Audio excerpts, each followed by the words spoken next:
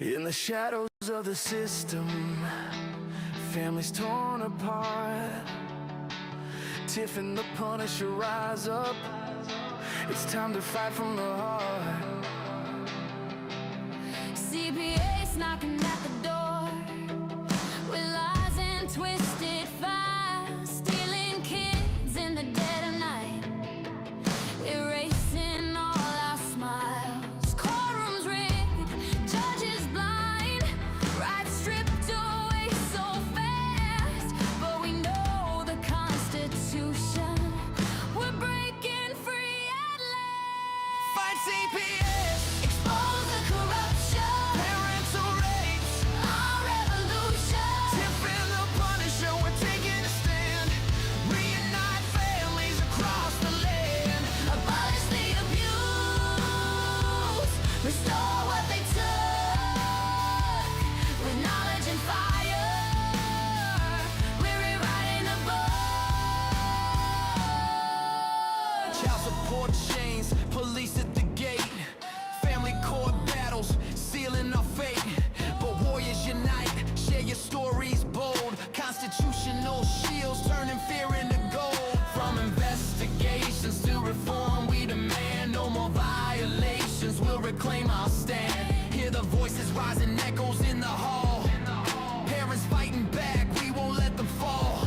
Join the community, amplify the call. Tiff and the Punisher will conquer it all. Fight CPS, Expose the corruption, parental rights, our revolution. Tiff and the Punisher, we're taking a stand. Reunite families across the land.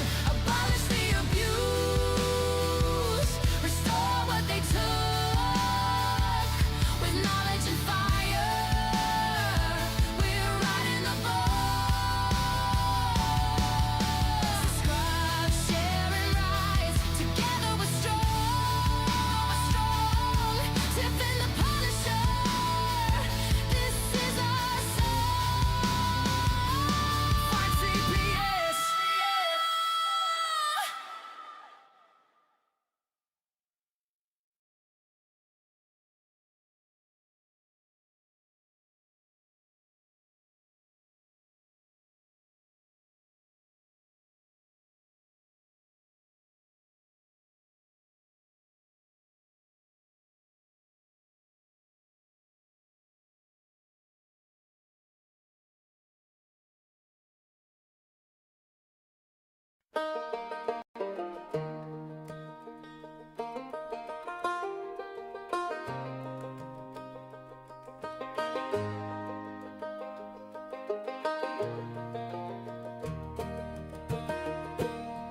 We won't stand for corruption. We won't stand for stealing kids. This is the Tiff and the Punisher podcast, now joined by the angry citizen. This is a powerful trio, set out to spread the Constitution. This is a powerful trio, set out to stop the evil CPS.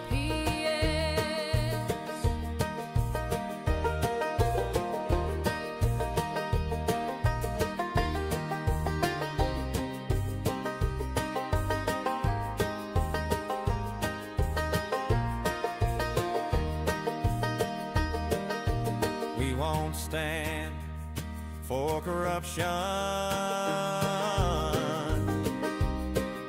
and we won't stand for stealing kids. This is the Tiff and the Punisher podcast, now joined by the angry citizen.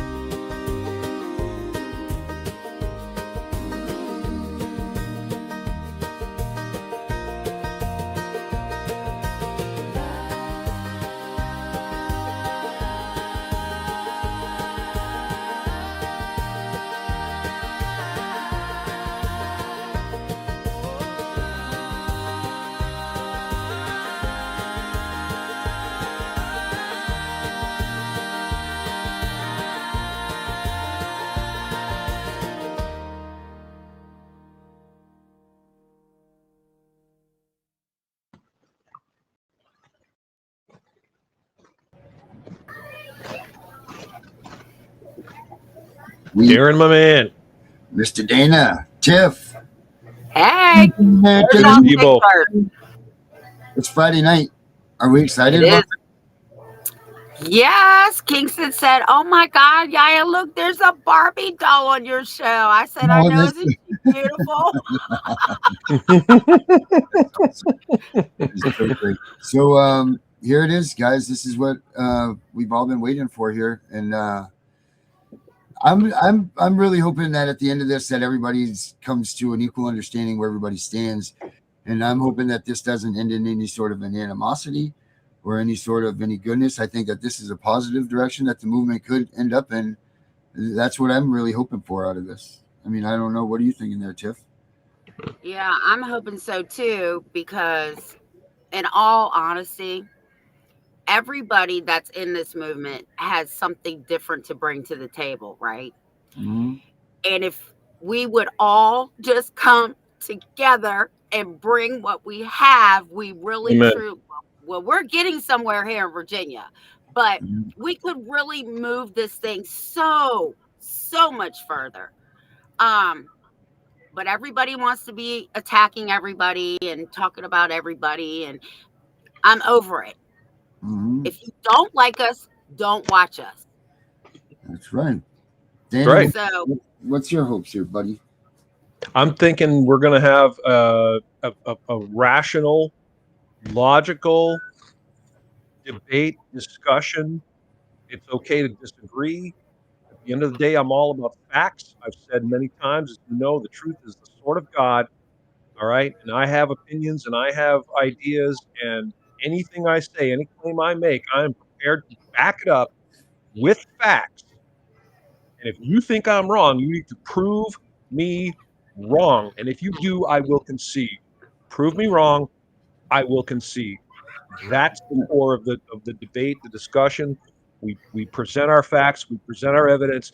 If you tell me something I think is wrong, I will tell you I believe you're wrong, and I will show you why. That's where we need to go with this. That's right. So I brought in an extra special host for us right now.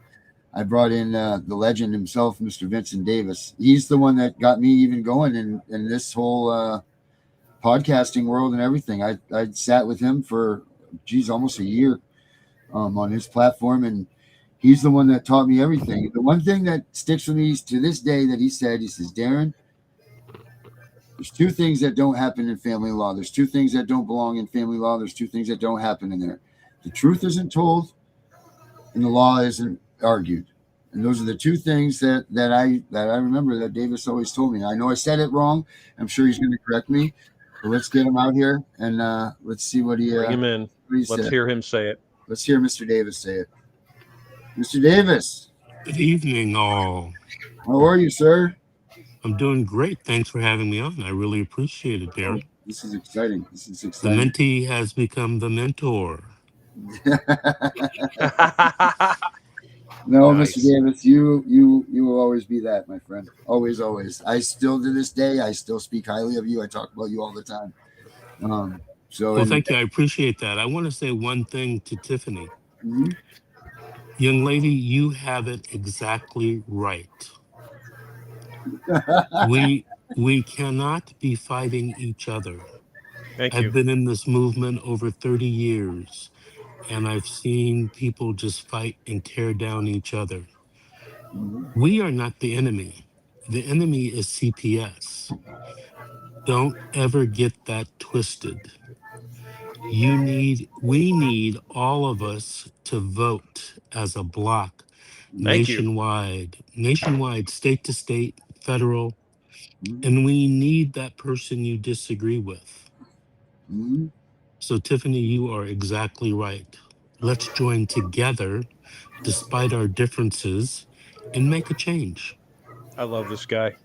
Mr. Davis is the damn man. Dude, I've been saying this for so long. And let me say this.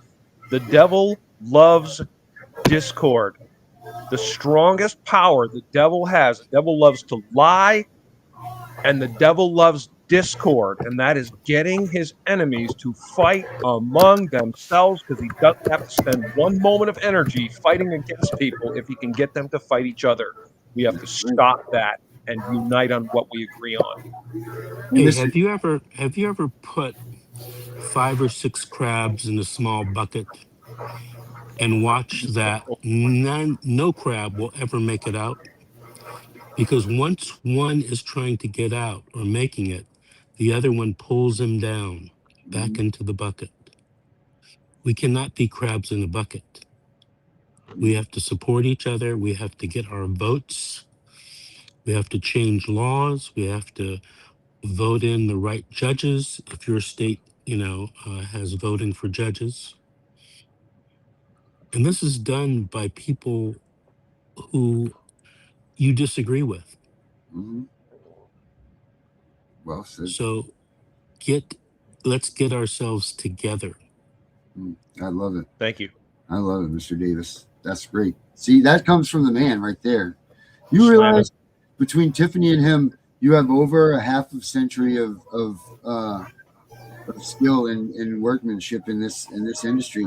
But Davis, I gotta taunt this for you, because I know that I was with you first, and you were my mentor. You still are.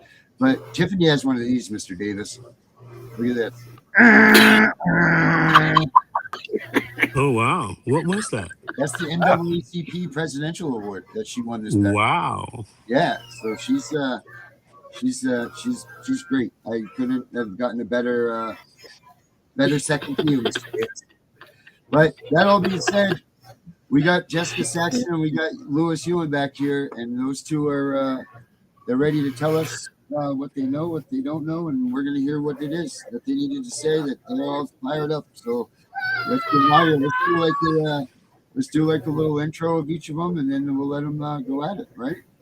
Fair enough? All right, let's bring out Miss Saxton first. We'll bring her out. I'm going to find her here. No, she's here. And there she is. Jessica, how are you? Good.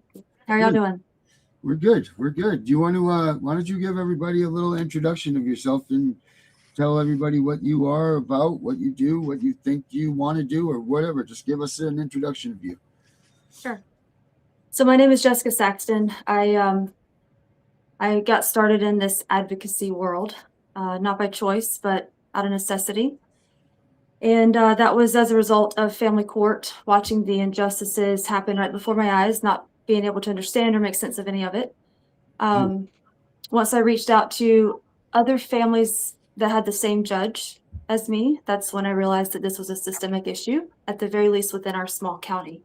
At the time, I did not realize that this was happening nationwide, had no clue until I started searching on some of the groups on Facebook and talking with other people in California and Maine and Washington State, and it literally was the same playbook.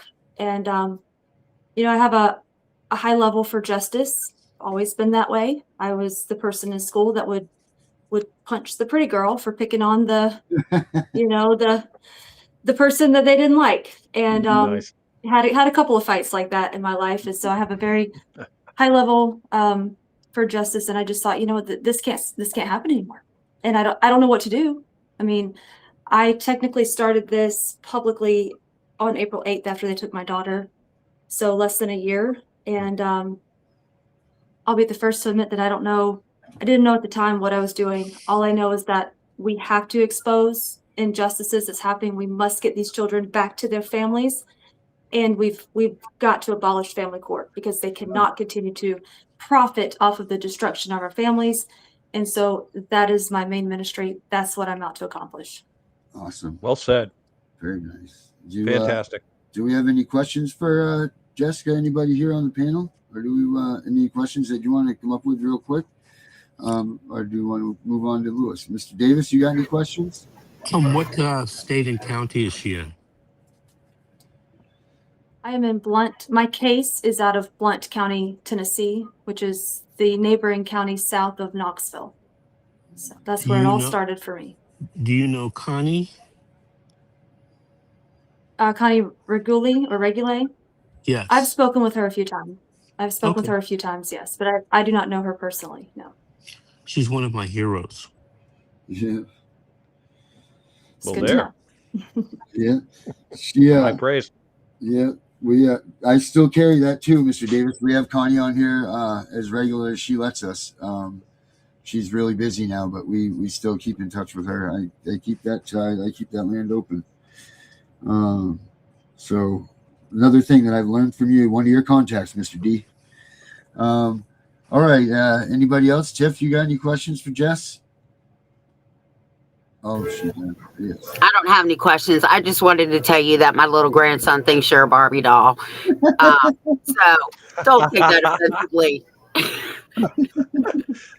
I think that's a compliment. Right. There was someone, I believe it was in Indiana, I can't remember, but she actually got up and said, I don't know what's happening with the caffeinated Ken and Barbie, but it was insane. But anyway, well, maybe one day I'll get to meet your grandson and he can see I'm just a normal person and I'm not plastic. So I think he means that you're very pretty. That. You're very pretty to him. I think that's what he's saying, is he thinks you're very pretty. Yeah. Right. Yeah. Yeah, he doesn't mean anything I'm by flattered. it. Of course, not like that. And he's only 7. Yeah, I'm flattered. Thank you. Oh, it's the supermodel. Perfect. He knows what he's The doing. children speak the truth, don't they? They open their mouths and they say the absolute God's honest truth without hesitation. Out of the mouth of babes. Yep. Yeah, if I had $1 for every time a little kid called me fat, I'd have at least $50. Dude, I told my son I was 122 years old, and he believed me. He opened his eyes. He said, "Dad, you are so old." All right, let's bring him out. Mr. Lewis Ewing. I don't know which one he wants me to use here. Let's see. Which camera Lewis is on here? Yeah, bring it on. Is that I want to hear the disagreement and hear the evidence. Here we go. Here. Hear me? The other one, the phone. You're back now, Lewis. We hear you. Yeah, the phone. Can you hear me? Yes, sir. We We're hear good. you.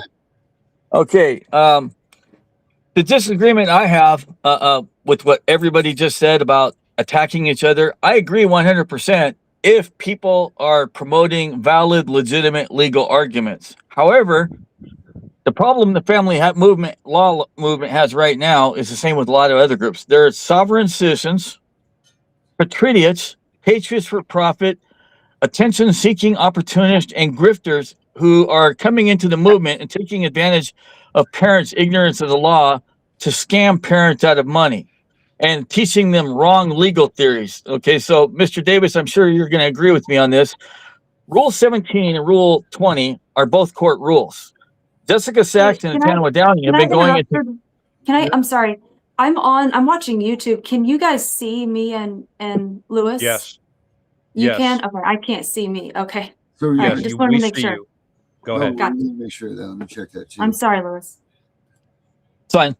So, Tanoa Downing, there's been numerous videos on Jessica Saxton's page, and you can look at it. And this is actually illegal for them to do what they're doing. It's a violation of the Tennessee Unauthorized Practice of Law statute. They're showing up at county council meetings, which is the wrong place.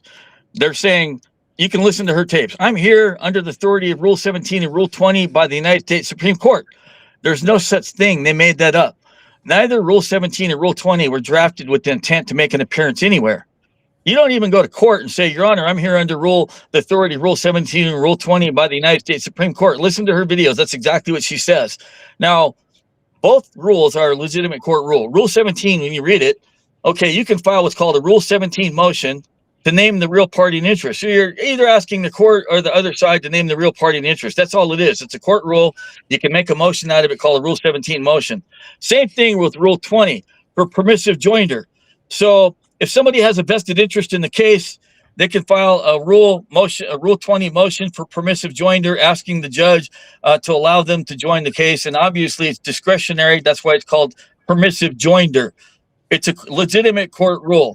Now, what they've done is they've taken two legitimate court rules and turned it into what I call a frivolous sovereign citizen argument. The next two statutes that they're violating, 18 U.S.C. 241 and 18 U.S.C. 242, they are not self-executing statutes. They're not standalone statutes.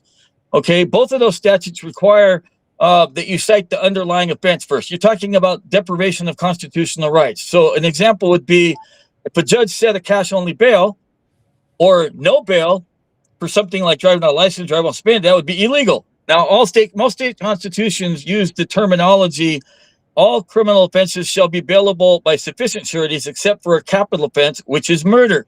That's the only situation in which a judge can say no bail or cash only bail. Okay, so that would be a deprivation of a constitutional right if they didn't give you a bail. And so you could also add 18 U.S.C. 241 and 18 U.S.C. 242 after you cited or pleaded what the underlying specific statutory violation is. You cannot cite those statutes by themselves. They are not standalone statutes. They're not self-executing. The example I give to everybody, look, it's like they put frosting in the cake can without putting in the cake mix. They forgot to put the cake mix in first. You don't just put frosting in the cake pan. So it's frivolous to go in front of a crowd of people and start reading off the penalties, $10,000, and the penalties, death. You know, you're stirring up the emotions of all the parents who are upset about losing their children, and you're giving them false hopes, and you're spouting off a bunch of nonsensical legal gibberish at a county council meeting. All right, Louis, your 2 minutes is up, bub. 2 minutes right there. Hold up. That was entirely too much for us to have an organized discussion. You just made like 100 different points, accusations, including some disparaging labels like grifter. Hold up. And I can't imagine this poor woman has the time to respond to every single thing you just said. It's okay. Yeah, he's Louis, you're very good at talking very quickly, which I am not, because I'm from the South, and so that's something that I had to learn. So speed up how I talk. So I hear what you're saying, Louis, and I understand why you would say these things, especially if you have studied the general and typical traditional practice of law, which it sounds like that you have for, I think you said 20 plus years, 25 plus years. So for a very long time. So you would be considered to me like I'm walking in to go and debate a seasoned attorney, even though I guess you're not an attorney, but you're licensed to practice and you've been admitted into the bar. I don't quite understand that, but I would like to approach, you say that we are going to county commissioners and that I am saying that I am acting under the authority of the United States Supreme Court and that I'm providing that notice with under Rule 17 and Rule 20. I don't say with the authority of Rule 17 and Rule 20. The way that I present that every time, you'll never find me say exactly what you said. What I say is that we are providing notice in accordance with the United States Supreme Court, Rule 17 and Rule 20. Being in accordance and under the authority of are two very distinct differences. So when I'm doing something in accordance with, all I'm doing is reminding the lowest county level, the state level, I'm reminding them that we have a Rule 20. We are going to attempt to invoke Rule 17 and Rule 20. Rule 17 is the original jurisdiction. Rule 20 is under extraordinary writs. So we literally are attempting to make sure that we isolate all of our state remedies, local and state remedies, in order to get into the Supreme Court. Now, the argument for our basis is based under Article 3 of the United States Constitution. And specifically, paragraph 3, I believe, where it talks about that a state cannot be a party in the case, that any time that a state is a party, that the Supreme Court has original jurisdiction. Well, as of Wednesday, during my hearing in Blount County, Tennessee, I had an attorney that wrote on paper that he was a state agent. He literally wrote that in a motion to quash my subpoena for him to be questioned. He wrote in there admitting that he was a state agent. When I had been yelling for the last how many years that the state is a party to this case, you guys don't have jurisdiction. So I understand that it's atypical, okay? I understand that for the last however many years, this isn't how people have done things. And I think that that's okay, especially when the things that have been approached, the different strategies that people have taken are not really producing the outcome that people want. And so I don't think that now is the time to kind of get in line and do the same thing that we've been doing for the last 25 years. That's where this atypical, asymmetrical, different strategy comes into play. And that's what I'm here to present to the American people. All right. As far as 18 U.S.C. 241 and 242, I have confirmation from a federal agency that the way that we are presenting this is factual. And especially when it comes to to state agents, people that are acting under the color of law, that the state agents are under that federal authority. And you were right in what you said regarding kidnapping being a secondary offense too. But that first 18 USC 241 and 242, the first offense would be 242. The second offense would be the 241 if there are more than one people conspiring against your rights. And then in the event that kidnapping occurs, that would be the secondary offense to the first offense. So you are correct about that, but to say that it is not applicable to state agents would be factually incorrect. Right. Lastly, I do not charge, if you will, I don't charge anybody. I've never entered into an agreement with anyone to represent them in court, to look over their cases, to help them write motions.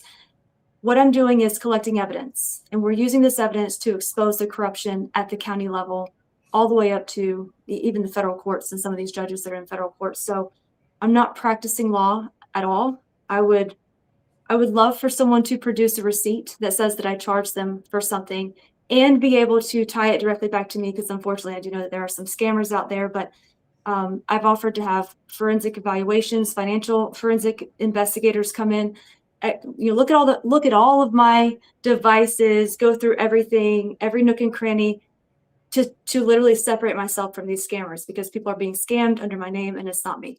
So just be careful out there. If you get a message from someone that looks like me asking for money, it is not me.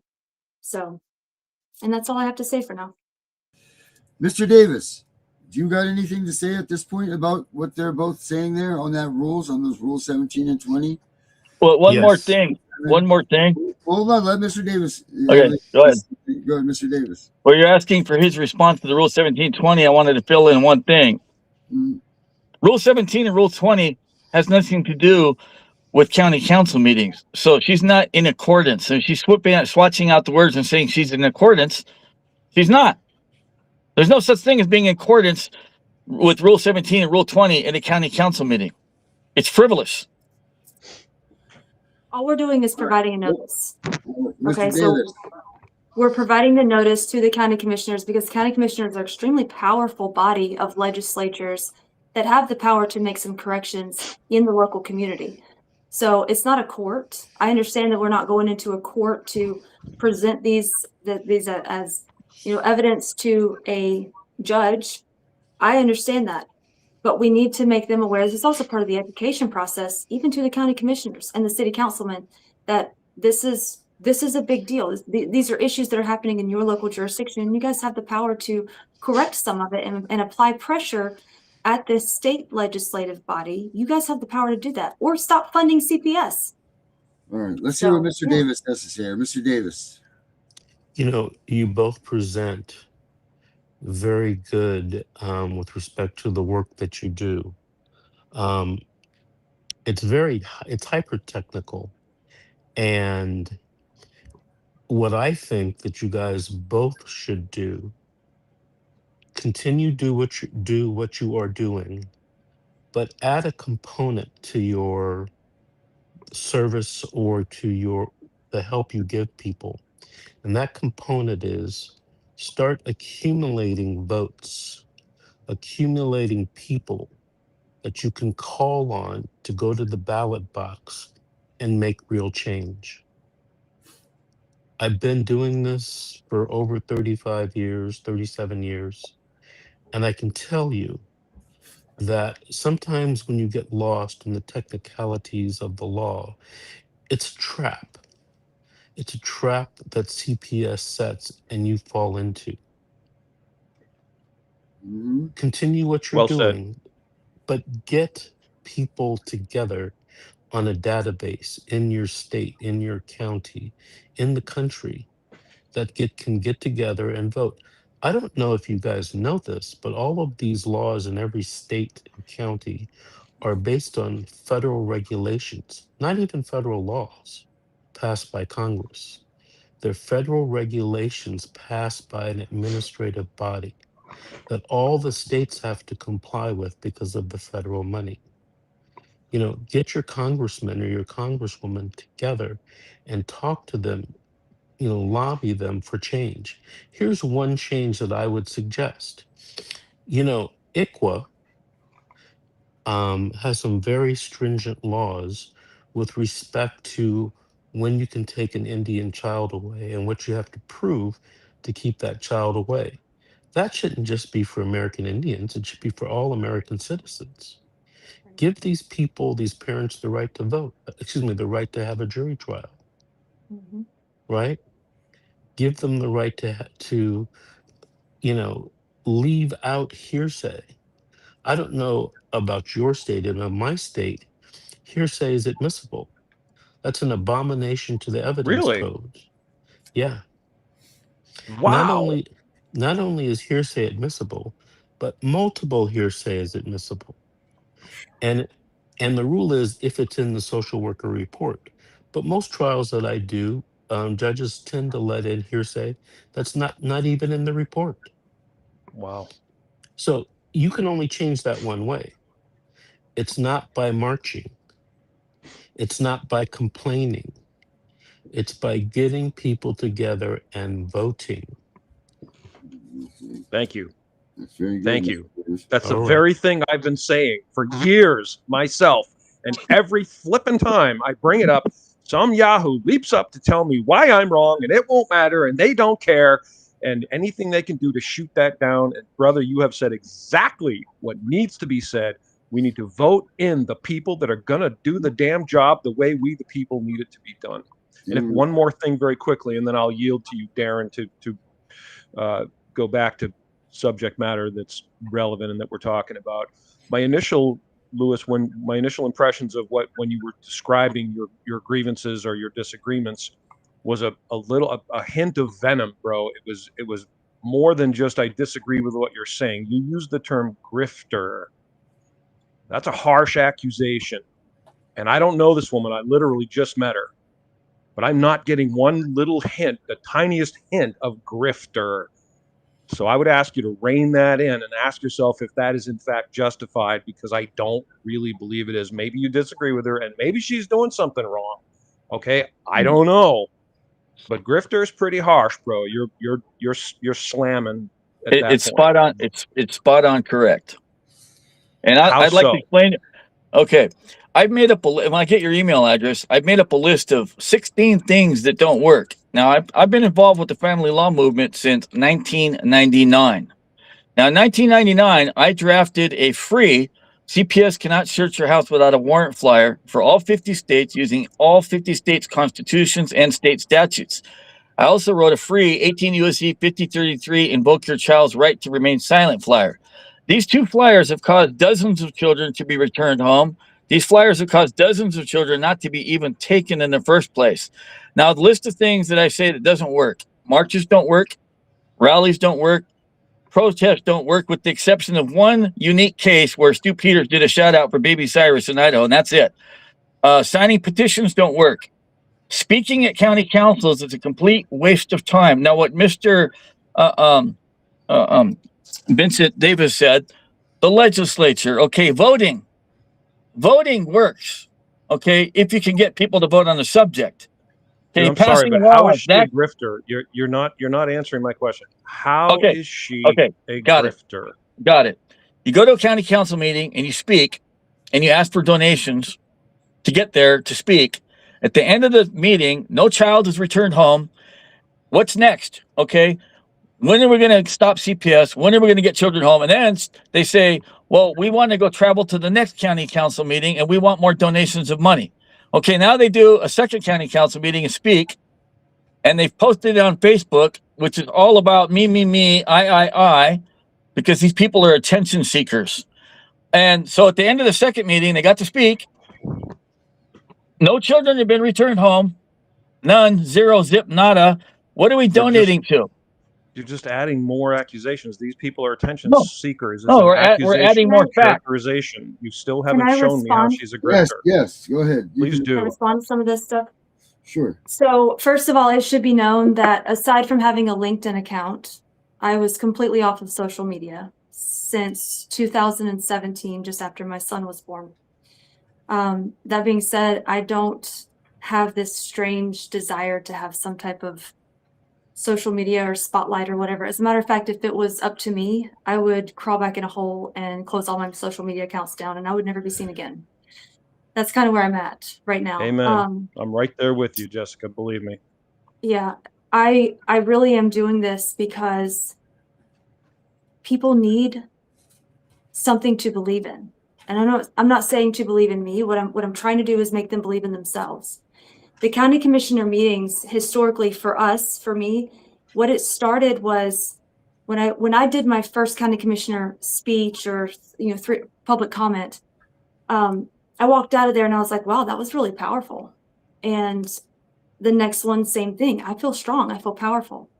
And so with that, I said, you know what? Everybody needs to feel this. Everybody needs to be reminded that they are the authority, that they have the power to speak, that they have the First Amendment right to speak, to petition their government. We need to start healing the person. So initially, the reason why we started going to county commissioners and city council and teaching people, encouraging people, training people was an attempt to heal the individual. That was the reason for the county commissioner services.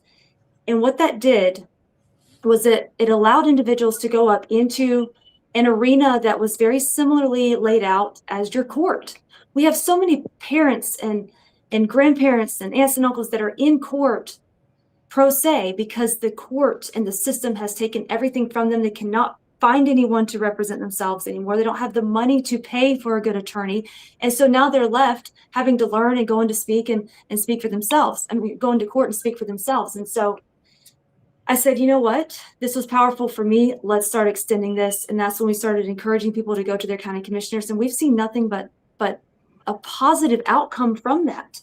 Now we're literally building a boots on the ground, citizen-led army that is nonviolent, that is not interested in doing any type of illegal acts, simply going before your county commissioner, reminding them that they are under oath, reminding them that we the people are the authority and we pay for them to act in our best interest, not in their best interest, reminding them that the laws of this country are there to protect the people from the government, not the government from the people. And in doing that, building the individual along the way. If you want a healthy country, you have to have a healthy individual. And so the psychological, emotional welfare of the individuals, that's really where this actually started. Now it turned into being something that we could point back to months later saying, hey, this county commissioners, they were made aware at this day and at this time. They received 250 affidavits stating crimes that the judges in that county, the sheriff's department in that county had committed against the citizens of that specific county. So it is on the record. We literally are putting this on the record so that they cannot deny that they were not aware. They were been made aware. What did they do about it? Nothing. Well, that's not our problem. You guys had a duty to report these crimes. You had a duty to make sure that this was not being funded and paid for to deprive these families and children of their rights secured by the Constitution. So as far as grifting, I have worked since I was 16 years old, and I have not ever not worked. I've never been on system government funds or anything like that. And I'm not saying that I'm not disparaging anyone who has. I'm not looking down on anyone who has. I'm just telling you what I have not. I have always worked, and I have a very high standard regarding my work ethic. And so to some degree, I'm frustrated that I even have to sit here and defend myself against this, but I self-funded this for as many months as I could. I self-funded over $10,000 myself, and I didn't realize that it was going to turn into this. I didn't set out trying to build a movement. That was the last thing on my mind. It literally was something that just happened over time until I'm like, wow, I can't self-fund anymore. I've donated all of my cash. Anything left that I had in retirement accounts or any type of funding, anything that I had left went to this. So to say that I'm grifting is it's malicious, and I feel that I feel like in the end, after all of this, people are going to choose. Really, this isn't going to be a coming together. Unfortunately, people are going to choose. Who's telling the truth, who's not, who's being malicious, and who's not. And I'm okay with that. But I have to have a way to get around the country. Even right now, I looked this morning, I have like $213 to my name. If I was grifting, I would be asking for money every single time I ever got online. I never ask for money at these county commissioners, city council meeting. I only post videos asking for money when I'm down to my last, couple of nights or whatever. And even then, I still sleep in my car. Grifters don't do that. It's crazy. The last thing is that for me, this is a ministry, and I follow my Lord and Savior is Jesus Christ. And if I am going to answer to anyone, one day it's going to be him. And if I have done something that was wrong, either with money or financially, I'm trying to, get some money from some people who don't have money in the end, then I know that I'm going to be held accountable for that. And that's not ever going to be the case. So anyway, Tiff, I'd like to put a cap on that. no, Tiff's got something to say here. Tiff, go ahead. You muted me. Oh, I didn't mean to. I'm sorry. My bad. You're unmuted now. Now you're not muted. Now is your chance. So I do disagree. And I'm going to tell you why I disagree with one part of Lewis. And I've talked to him about this. My little protege, I love her. My little Claire has spoken at all the town hall meetings. Okay? Everybody that was involved in her case has quit, been fired, left the state. They're under investigation now. They shut a whole CPS department down here in Virginia because these people were coming to town hall, bringing receipts. This is what happened. This is what happened. I proved my point. So the town hall things, they do work. And Jessica, they're not putting them on notice like you are, but I'm telling you, they are very, very powerful. Yeah, well, that's true. And we've had one more thing, just really fast. We have had reportedly, we've had over 10 judges that have recused themselves from individual cases after serving these notices. So that's one thing. We also have had state representatives that have reached out to us due to these services and asked what they can do. I'm not at liberty to say, but you're going to see some judges that are going to be on the docket for being impeached through the legislative branch. And that was a direct result of these services that we provided. And here's the thing, it's not all me. Many of these counties where we had all of the families show up, 70 plus families or individuals showed up in Beaufort County, North Carolina, Maricopa County, Arizona. There are a lot of families that showed up there. It's the families, it's the people that are coming together to really raise some noise. But you're going to see, I believe, very, very soon, one state that's going to have several judges put on at the legislative level to impeach these judges because of the evidence that we gathered. And that's all we're doing. We're gathering evidence. We're presenting it to the county commissioners and letting them say yay or nay, and holding them all accountable. So that's it. I'm glad that you had success, Tiffany. Mr. Davis. Your mini-me. So we have someone that asked. They said you didn't answer this. Can you please go and I don't know if you were going to add something or you were going to explain the 17 and the 20. Can you hear me? Do you have anything to say on that? Like those two? Yes, sir. We can hear you. Do you have anything to say on the rule 17 and 20 and the way that it's used? Do you know what they're speaking about? Do you have anything that you can apply to that conversation? As far as like, is he right? Is Lewis right? What he's saying? Is Jessica right what she's saying? Are they using these rules 17 and 20 as properly, or are they out of context or someone misunderstanding? Do you have anything on that, Mr. Davis? Yes, I can tell you that they are both using the rule in a way that advantages them. You know, one of the things I've learned at the age of 67 and practicing law for almost 40 years is that the law is not black and white. And it's the job of the advocate to use the rule to further their agenda or to further their arguments for their client. I can tell you one thing, that these two people would help more people if they worked together. Now, the young lady said, I don't think that's ever going to happen. And I'd ask her to reconsider, because you both have valid points and you both can help each other. And I know you've heard this before, 2 is better than 1. So consider that. You guys are not enemies. We have an enemy.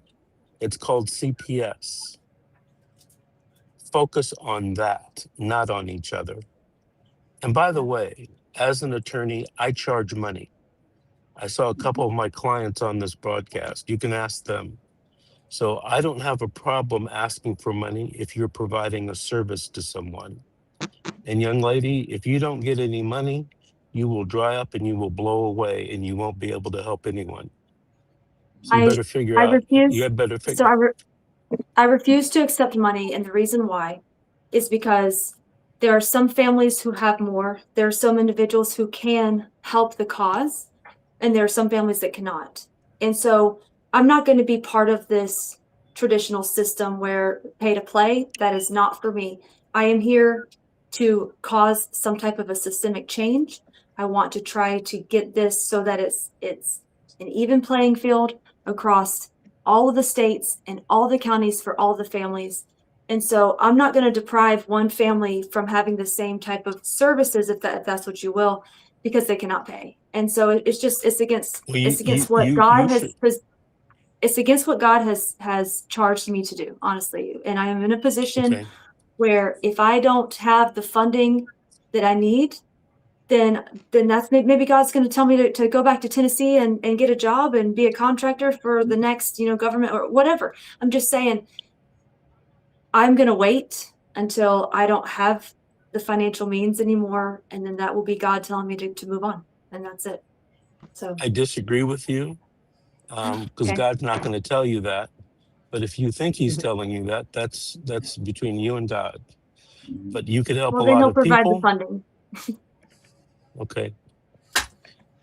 Mr. Davis, I feel like you ignored Darren's question. So I'd like to ask you some yes or no questions. Does Rule 17 say anything about making an appearance at a county council meeting, yes or no? Not that I'm aware of. Does Rule 20 say anything about making an appearance at a county council meeting, yes or no? Not that I'm aware of. Is Rule 17 a court rule, yes or no? It depends on what state you're in.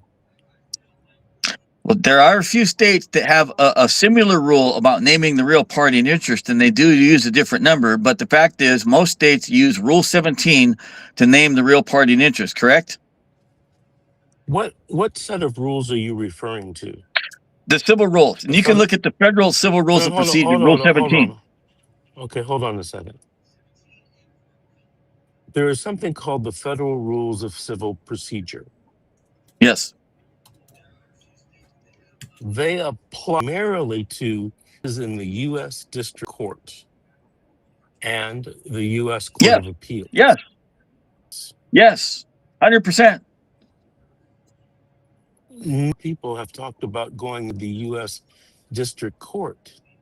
A county council meeting or a city meeting is not the U.S. District Court. By there you go. Definition, if you look at, I think it's FRC. I think if you look at FRC or something like that, those rules only apply 100% to the U.S. District Court. Now, I don't want to say they don't apply elsewhere because they've been adopted by, maybe some tribe or something like that. But where I am in California, I'm licensed in California, and when you talk about the federal rule procedure, you're talking about going into the U.S. District Court or the Federal Court of Claims. You're not talking about, county council, county meetings. That's my point exactly. But that's my point exactly. So have their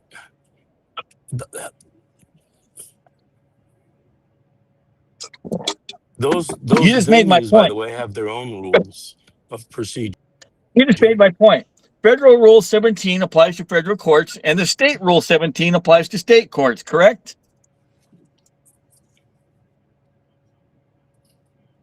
Well, each state Can you has hear their me? Hello? own rules.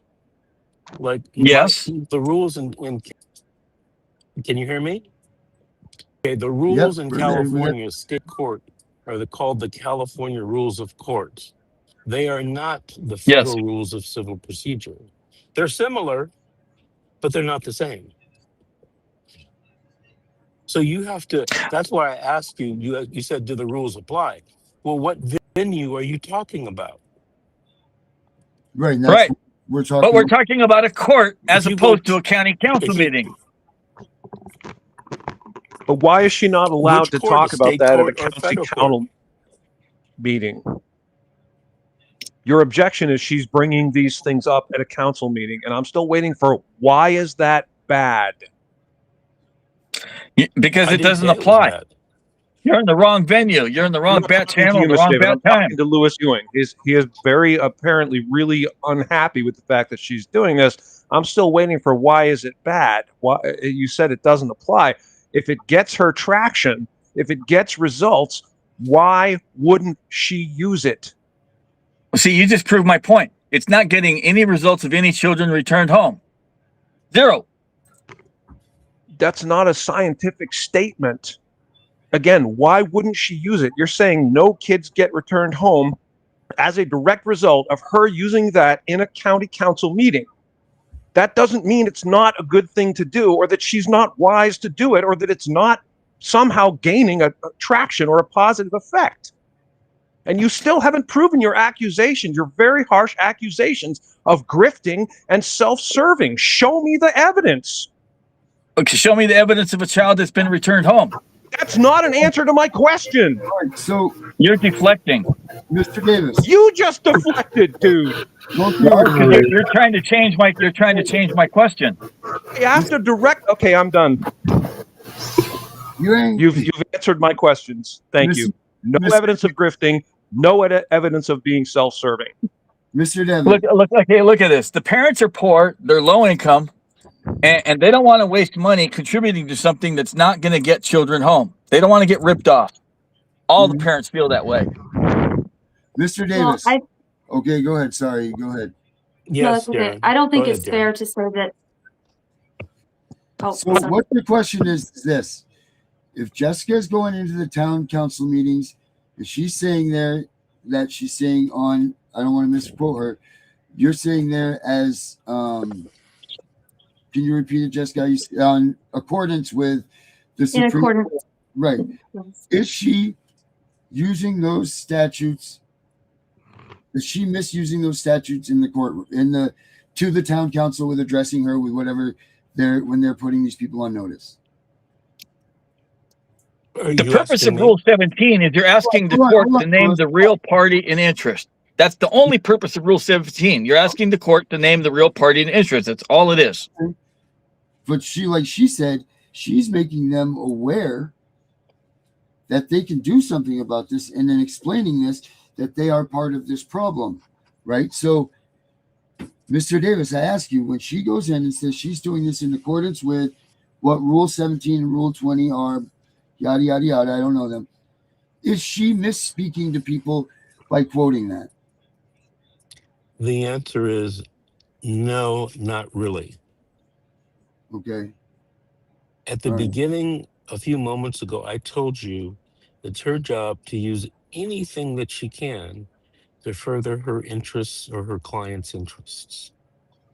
Now, the person on the other side could stand up and say, hey, folks, this lady's quoting rules that don't apply to this venue. These are just arguments. But it's a fact. Well, you see, facts are a perception of the receiver. You can use authority like Rule 17 anywhere if it becomes persuasive in the mind of the listener. Thank you. Well said. Perfectly said. You use what works. You use what's effective. Correct.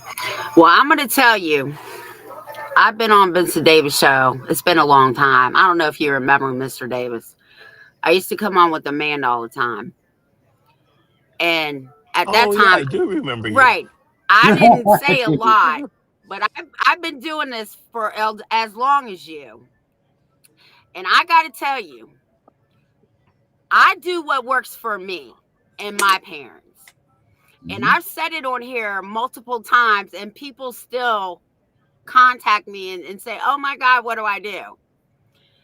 Now, I'm not in the courtroom every day because, of course, I own a business, so I have to work. The absolute best advice that I can give people, and the absolute 82% of the time that works without a lawyer, is you find somebody to go behind CPS's back. And I do this all the time, and it works 82% of the time all across this country because I advocate on the Constitution. Is get somebody to go down and file a motion to intervene and an emergency custody hearing. That is how I get kids out of foster care. No attorney, no nothing. I find somebody to do it. They get if they are put in foster care on Friday, they're out by Monday, and the following week, the emergency custody hearing has already been decided.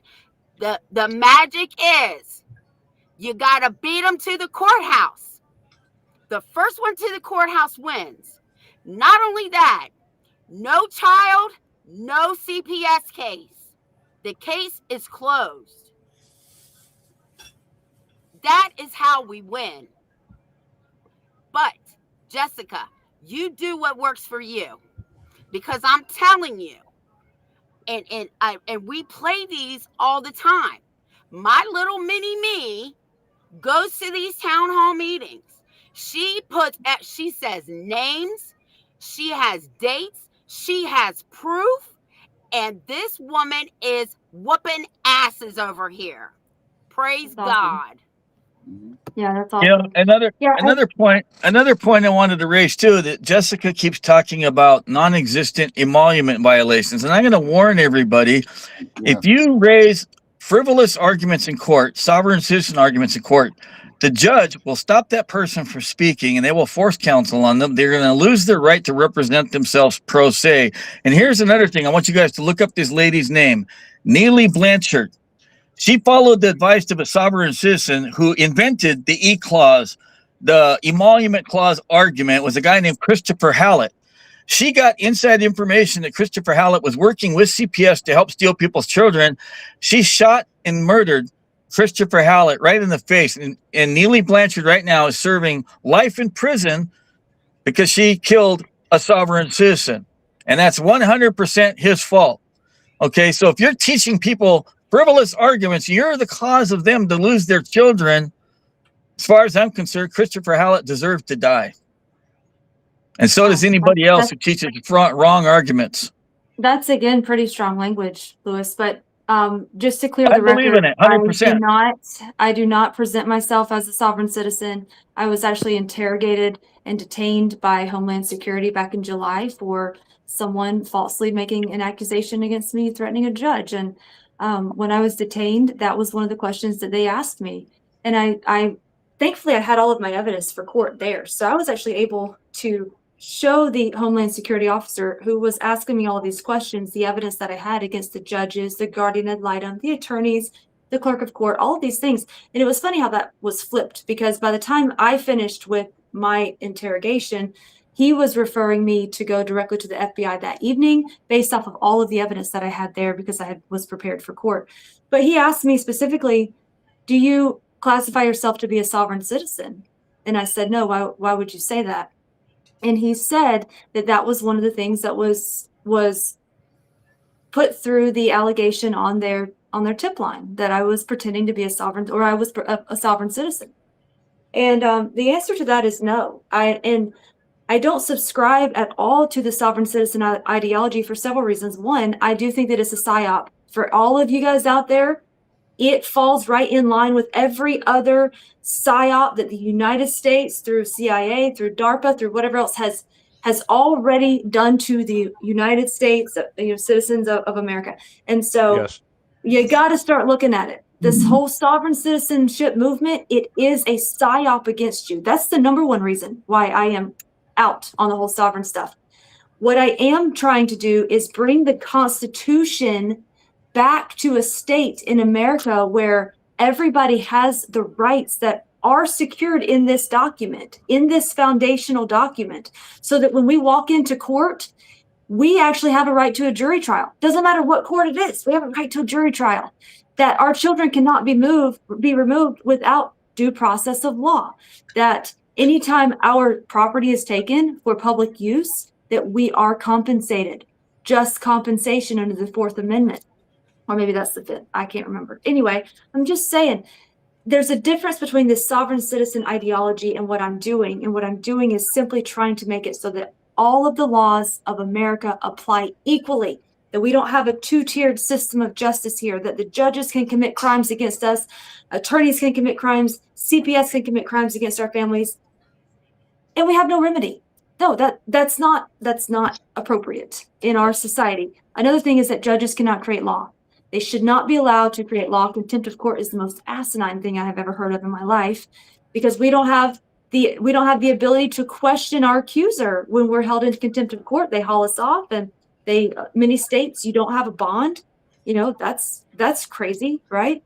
So everything that I'm doing is constitutionally focused. And if people want to say that it's sovereign citizen, I'm just going to say that no, it's not, because I'm not going to be part of another PSYOP that is played against the American citizens. So Jessica, hold on. You just came up with a great comment right there, and I want to shift us around a little bit, because we're going to just beat a dead horse here. Remedies. Let's talk about remedies. How do you see CPS? How do you see what you're doing, and how does it relate to leading your movement to the end game? Like, where do you see the movement going with how you're taking the movement down the line? And you too, Lewis, I don't know which one of you want to go first on this, but you guys are taking a group of people down the line. Where do you plan on this thing coming to a halt, or how do you plan on it getting there? Do you want to start with that, Jess, or do you want to start with it? Yes, please. So yeah, I'll be honest in that I don't know. I don't know how long it's going to take. I don't exactly know where this is going to go. I do know the things that I can definitively say that have happened because of the actions that we have taken. And when I say we, it's a lot of people that are working together by the scenes. We have an amazing team with Justice Without Limits. I mean, I might be the person that you guys see the most, but we have a lot of people that are working behind the scenes to make all this stuff happen. To date, we've had over 10 judges that have recused themselves. We actually did have one father who he went from 0 visits with his daughter to supervised visitation, and now he's getting ready to have his final hearing to receive his daughter. And that was within the timing of when he served the affidavits versus when they said, okay, you can have supervision. So there's one. I know to many that may not seem like a lot, but it's important to understand that these things are really happening. The other thing is that we have 3 judges and 1 magistrate under investigation in Tennessee with the Tennessee Supreme Court Judicial Board of Conduct. That is a direct result of the things that we've been doing. And there's many more of those to come. Now, what I'm foreseeing in the future, what I hope will happen in the future, is that we hold the judicial branch accountable. Because at the end of all of this, I understand some people are after CPS, some people are going after the bar, some people are, approaching the legislative branch, and all of that's good. I am not going to say not to do those things just because it doesn't fall in line with my strategy. My strategy is the judges. My strategy is that we get these judges under investigation and we start slowly impeaching them, or we have them criminally prosecuted through grand jury indictments, which I understand people are like, well, that's a far-fetched. That's never going to happen. I'm going to disagree with that because it already has happened. It's called Operation Greylord. And as a matter of fact, we are literally 2 days shy of the 42nd anniversary of Operation Greylord in Cook County, Illinois. If you're not familiar with that, you should look it up. But that was where the FBI came in and arrested judges and attorneys and the sheriff's department and police officers and all of these people that were involved in a racketeering scheme against the people of Cook County.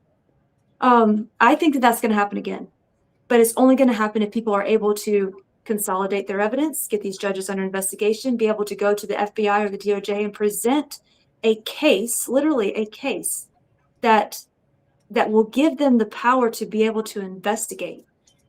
a lot of people, and I didn't realize this either, filling out the form on the IC3.gov or whatever it is for the FBI, filling that out and expecting something to happen is a far-fetched. I mean, you almost need to say an alien landed in my backyard in order to get a response. And that's unfortunate, but it's the truth.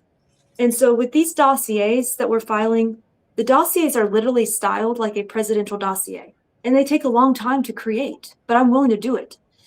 I'm willing to teach people, other people how to do it. As a matter of fact, we have teams that are now ready to operate in that manner to where they're putting together these judicial dossiers. When I say a dossier, I'm talking about 2 reams of paper worth of evidence that is sitting compiled in a palatable manner so that the Supreme Court of Tennessee can look through that and say, wow, yeah, that mom did strangle that kid, and Judge Harrington let the strangler have the kid. That type of stuff. So that's what we're doing right now. I think I might have got off track. Did I answer your question? I'm sorry. Yeah, you were. Yeah, you definitely. Yeah. Did. So the end result. So the end result for me is to hold these judges accountable, because at the end of the day, it's their duty to weed through all of the BS. It is their duty to make sure that if someone is bringing something to the court that is hearsay or that cannot be factually proven, it's the judge's duty to see through all that. It's the judge's duty to make sure that the record is accountable, that the record is complete. It's the judge's duty to call out perjury when perjury is called out. It's the judge's duty, and they're not doing it. So really, that end game is for the judges, and we need to have judicial accountability across this country, maybe all the way up to the Supreme Court. But something's got to change. Well said. And that's what I'm going. Can I interject very quickly here on Operation Greylord? I just looked this up because you were talking about it. So for those who are interested, Operation Greylord, FBI undercover sting that smashed systemic bribery in Chicago's Cook County court system in the 1980s. Target rampant case fixing in the largest court system in the U.S. Traffic tickets, criminal cases, even murder trials. Judges, lawyers, cops, clerks, and sheriffs were taking cash bribes to dismiss charges or sway rulings. Undercover phase ran for 3 years and 8 months. Trials and prosecutions then stretched another 10 years. And yeah, definitely, it says star of the show, Terrence Hake, a young Cook County prosecutor, volunteered to go undercover for nearly 4 years. He posed as a corrupt prosecutor and later a defense attorney, accepted bribes, passed cash to crooked officials, and secretly recorded everything. He later co-wrote the book Operation Greylord, the true story of an untrained undercover agent and America's biggest corruption bust. I'm done. Let me talk about that, Darren. Yes, sir. Operation Greylord is my fucking project. Jessica Saxton is trying to steal my project. Louis Ewing, Operation Greylord CPS groups. Literally, the day after they and her group of people got my Facebook disabled, Jessica Saxton announced in a Zoom meeting that she's going to do Operation Greylord 2.0. Now, everything you heard Jessica Saxton say, I got one question for all of it. All the things you said about what we're going to do, what we're going to do, and what you're doing and what your group's doing. Can you give us a single court case that you've ever won that you wrote a motion or a brief for where the judge granted your motion and you won the case? This is my point, folks. You can't follow somebody who has never won a case. Okay? In 2004, I beat the largest multiple felony count prosecution for manufacturing marijuana in the entire United States. I'm the lawyer who beat the largest aerospace corporation in the world, and I forced Boeing to publicly announce they were no longer going to enforce the Joe Biden vaccine mandates. Operation Greylord is my project. She's not capable of doing it. She's not qualified to do it. She doesn't have the legal knowledge or the legal skills to pull it off. In fact, about a week or two ago, Jessica Saxton committed a felony crime on Facebook, recorded a fake 911 call, which under state law is a misdemeanor, but under federal law, it's a federal offense to make a false report of kidnapping to the FBI and a criminal complaint line. If they took a look at that, they might charge her, except for the fact she's a woman. Woman seems to get off on this kind of stuff. But she doesn't have the legal skills to do Operation Greylord. Only a high-level prosecutor or a highly experienced criminal lawyer could do Operation Greylord, period. She didn't claim credit for it, Louis. No, but she's trying to take it over. She's not trying to take it over. She just was referencing it, dude. What the? I will. No. Tiff, what do you got? I know what he's referring to regarding the FBI report. And that was a case that I had looked over and collected all of the evidence in that mother's case. It was baby Cairo. And I could not pinpoint one reason, one legal reason as to why CPS came in and removed that child and put them into foster care. Not one. And so that FBI report is 100% truthful. And as a matter of fact, I should probably call the FBI again and follow up with that. So that wasn't a felony. That was me operating within our duty. We have rights and responsibilities. We also have duties. And it's our duty to stand for those who cannot stand for themselves. And at the time, Chantel, the mother, she was not mentally able to make that phone call. She just wasn't. Her newborn child had just been taken from her from the hospital. And so that's what I did. And we had other people. We had many other people that called the FBI and reported that we have state kidnapping that's happening. And, you know, Louis, I listened to the things that you're saying, and it's unfortunate that you're attacking me in the manner that you are, because even if you disagree with some of the things that I'm doing, that still does not negate the fact that there are people who need someone to call, even make this simple phone call to call the FBI for them on their behalf, to organize, to try to make it so that, you know, just like in Cook County, we were actually in Cook County yesterday, and I brought this up, and we had, I don't know, maybe 15 individuals that came out, and they were all like, thank you so much. I did not know that there were this many families in Cook County, and we all showed up at the county commissioner meeting, and most of them spoke. Some of them did not, but most of them did. And just with that, you know, I use the platform that I have.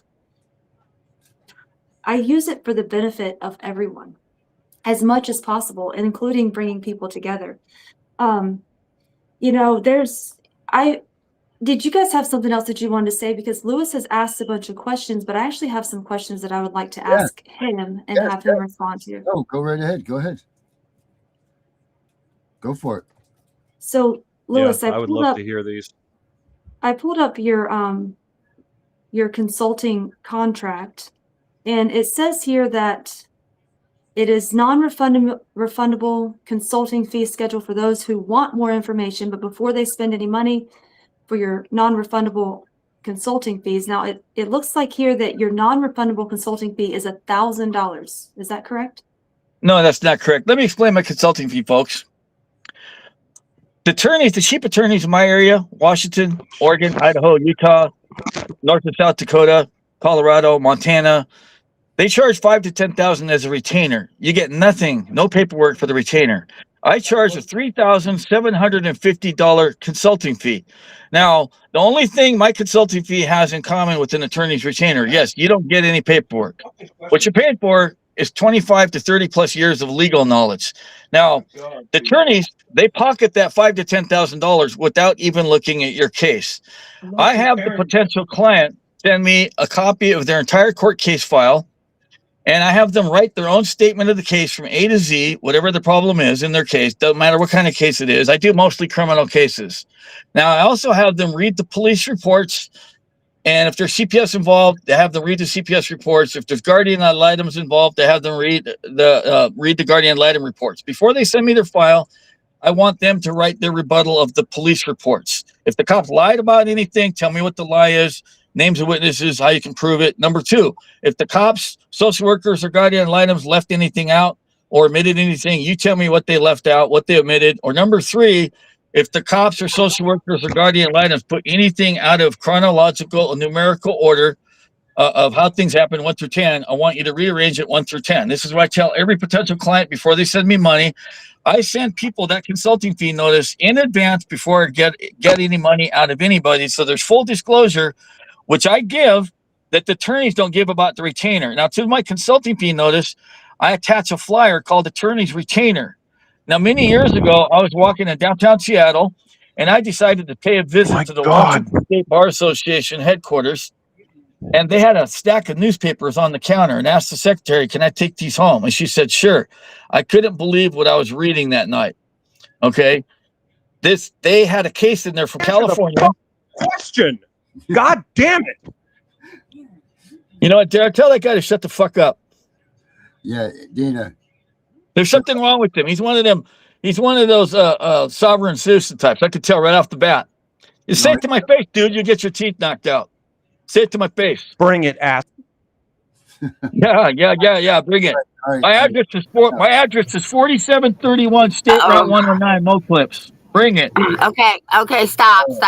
If we can't play nice in the sandbox, we all got to stop. You wouldn't last 30 seconds with me, punk. All right. I don't advocate for violence.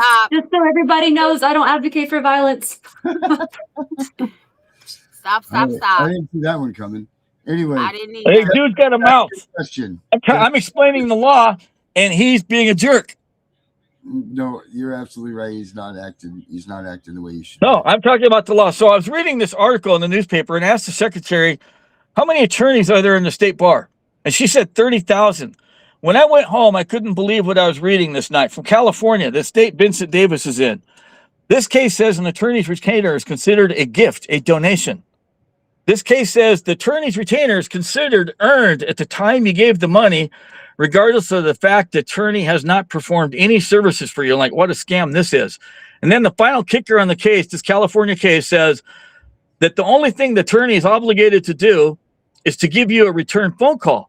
So I've actually been on talk radio shows making fun of this and saying, folks, don't worry about me not calling you back. I'll be calling you back 2-3 times a week to send me more money because you're a sucker if you pay an attorney a retainer, because it's an absolute ripoff. They don't even look at your case.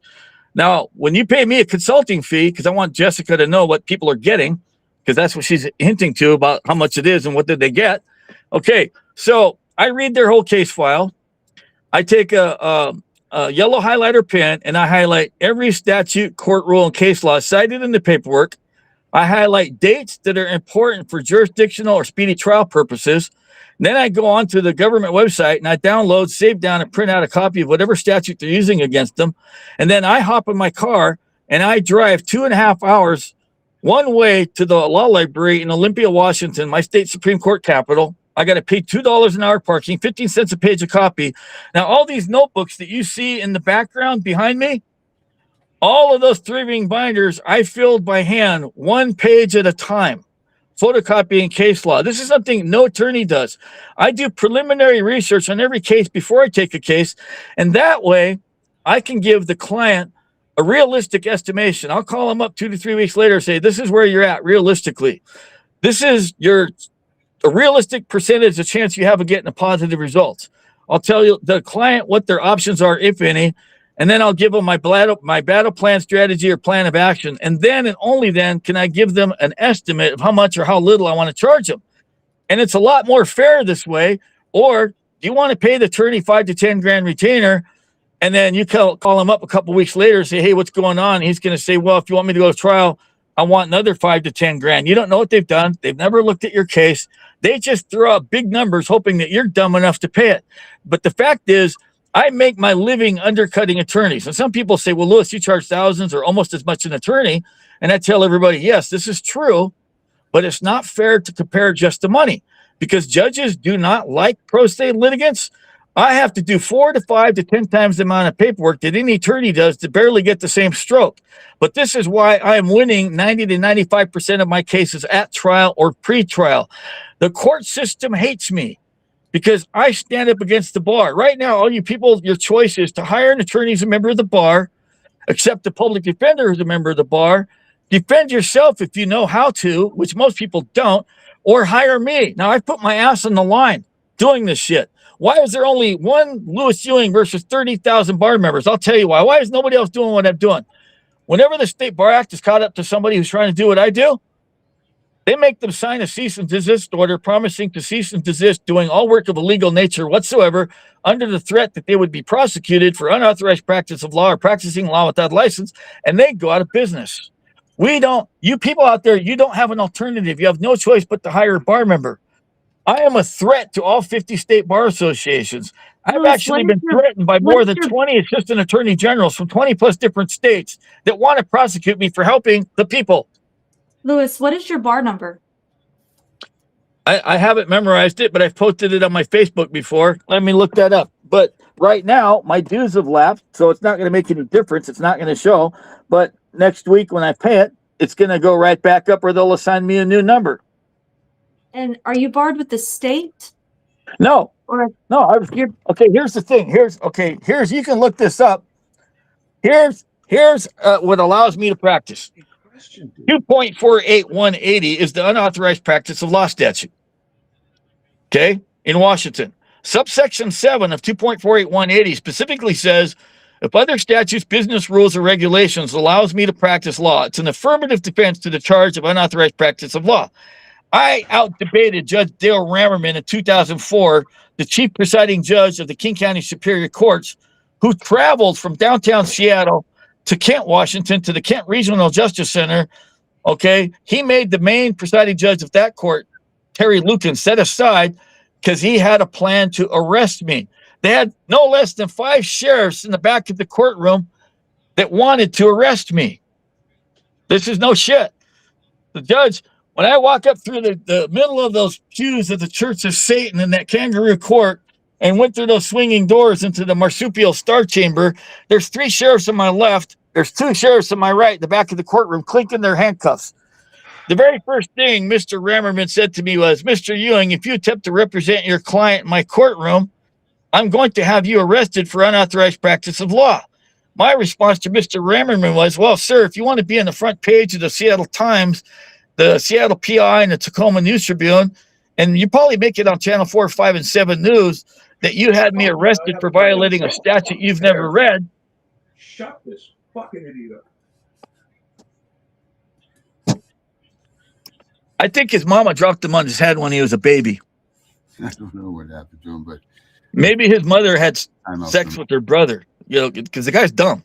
I don't know. I put him out for a minute. I don't know. Okay, so here's what happened.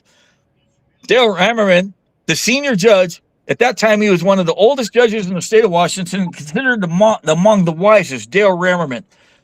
And he says, Mr. Ewing, the state bar says you can't practice law unless you're an attorney as a member of the bar. And I said, well, apparently, sir, you've never read the State Bar Act.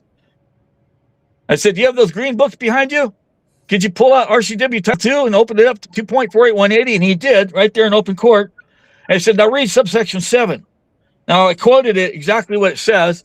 I said, Your Honor, also 2.48170, the statute before the unauthorized practice of law statute. It says, if I'm a member in good standing of any other state or jurisdiction, I shall be entitled to practice law in all the courts of the state. Now go to 2.48190, the statute passed the unauthorized practice of law statute. Now, keep in mind, they amended the statute because of me. We used to use the word automatic reciprocity, which they took out. But that statute, 2.48190, says that I can practice law without admission by the state Supreme Court. That's right, without admission to the state Supreme Court, if I can show that a Washington state bar attorney can practice law in my courtroom. I said, Your Honor, the very second that I was authorized to practice law in the Muckleshoot Tribal Court, the Tulalip Tribal Court, the Lummi Tribal Court, the Appellate Tribal Court, okay, I was automatically grandfathered in to practice law in all the courts of the state of Washington. Oh, by the way, Your Honor, Carolyn Dimmick, who's a state Superior Court judge and a federal judge, she authorized me to practice law, and she signed my oath of admission. He's Mr. Ewing, you may proceed. And he allowed me to represent my client. And then when we were done, I thanked him for authorizing me to practice law in the state court. And he goes, that's not what I did, Mr. Ewing. And he goes, well, Your Honor, let me read you this case. And I had a case with me in hand. I don't remember the name of it right now. I got too many cases in my head. But there's a case in Washington state in the 1930s that specifically says when a judge in a court of general jurisdiction, a judge in a court of appellate jurisdiction, the highest court of a state, the highest court of a foreign jurisdiction, a United States District Federal Court, or even the U.S. Supreme Court, when a judge allows somebody to represent somebody else in his or her court, that person just became authorized to practice law under the common law rule the same way former President Abraham Lincoln did. And that's the way it was done prior to the 1930s, before law schools even existed. And let me tell you something. The judges across the state of Washington and across the United States, they're pissed off that somebody found the loophole to practice law. No, I'm not going to teach it to anybody, period. There's too many of these sovereign citizens. Wait a second, well, Mr. Ewing, why wouldn't you want to teach that knowledge? If you have knowledge that would empower the people, why would you want to keep that to yourself? They can go study it themselves. People say, well, Mr. Ewing, you don't want competition. I said, you're not competition. If you knew the law, you could go to your law library and you could, No, you could study I it get yourself. it. I get it that you might not want competition or whatever. No, it's not competition. I am not accusing you of that. My I have question had was, other people accuse me of why? that, so I'm setting the record straight. Yeah, Why? and I'm Because not I don't accusing, want them going. I'm I not don't want them accusing you of going. that. My question is, why would you not? If you have knowledge that is so powerful like that, and we have competent people that are able to represent themselves and others, why would you want to keep that to yourself and not empower the people in that way? Because you're not competent to represent other people. That's why. Whoa, I'm not. whoa, You know whoa. what? I won't. How about this? I'll put it right here that if you share this information with other competent people, because I'll admit that I'm not competent, according to you. I'm not competent. I'll give you my public word that I will not use whatever information that you're giving to go and represent other people. But there are other people that could do that. There's former attorneys that have been disbarred. Connie Regula, for instance, she could use that information and maybe she could go help some families. There's Scott Tyndall. He was disbarred for filing a RICO case in Birmingham, Alabama. If there's a way that some of these attorneys who are really decent attorneys, if they could go and do this and use this to help other people, You want to know keep why that to I would yourself? never help You want to know why I would have never help Connie Regula in a fucking million years? Sure. She used to work as a district attorney for Bill Clinton. She was part of the crew that drafted the 1997 Adoption for Safe Families Act. She's part of the crew Okay, that that's a drafted the whole diversion. family Let's take court. Connie out of it. Fine. So we're not going to empower Connie Regula anyway. What about Scott Tyndall? What about some of these other what about just people in general? Why would you keep knowledge that is so powerful to help abolish CPS, help get these children back out of abusive situations where they're being, molested and raped and sodomized every night? Why wouldn't you help empower those people to help save these children? I'm not going to open the door to a bunch of sovereign citizens to hang up a shingle to pretend to be a lawyer so they can go rip off your mother and brother and sister and falsely claim that they're a competent lawyer when they're not. So are you a sovereign citizen?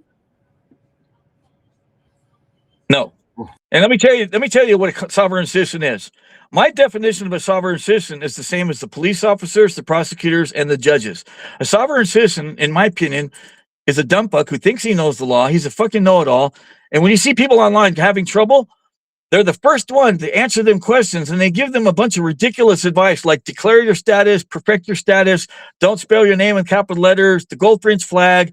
They give them a bunch of hokey arguments. And when I call these people out on the carpet and ask them, are you a sovereign citizen? The first thing they say to me is something really cute to prove how smart they are. And they tell me, well, Mr. Ewing, you can't be a sovereign and a citizen at the same time. That's an oxymoron. And I'm like, you just proved that you're a sovereign citizen. Okay, because guess what? You can't be a sovereign in this country because we don't own any land. The minute you stop paying property taxes, the government will come remove you from the land because it doesn't belong to you because you're not sovereign. Number two, we don't have any money that's backed by gold and silver. Okay, now number three, all the sovereigns say the United States is a corporation, and they like to say 18 U.S.C. 3002, subsection 16, and they say United States is a corporation. Well, Mr. Sovereign Citizen, you just said sovereign citizen is an oxymoron. You can't be both. You have to be one or the other, but you can't be both. I say you can be neither. Okay? So when they're saying you can be one or the other, that person just proved they're a fucking moron because you can't be a citizen of Kentucky Fried Chicken, Baskin Robbins, Popeyes, Safeway. So you can't be a citizen of the United States because it's a corporation. So guess what? That whole stuff about you, it's an oxymoron. You have to be one or the other, but not both. They don't know what they're talking about. They're just spouting off a bunch of nonsense. A sovereign citizen is a dumbass who thinks he knows it all. And I ask everybody, show me a case that you've ever won. You're giving somebody advice. You have no business. I tell everybody, you have no business giving somebody else advice unless you can show proof that you've won that argument for yourself.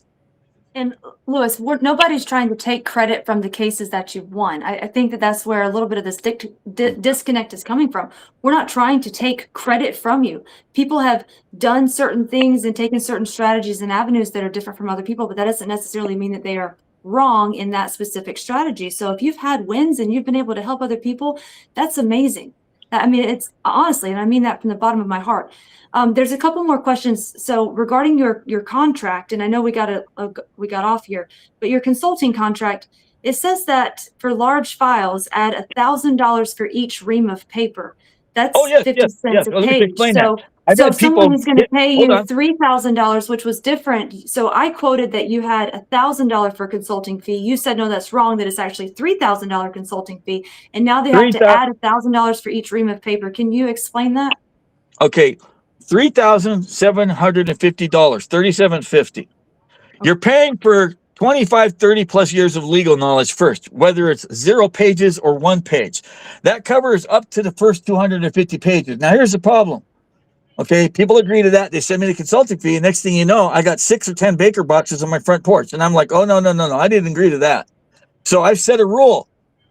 If they have more than 250 pages, I charge $1,000 per ream, which is every 500 pages for anything beyond the first 250 pages. And you know what?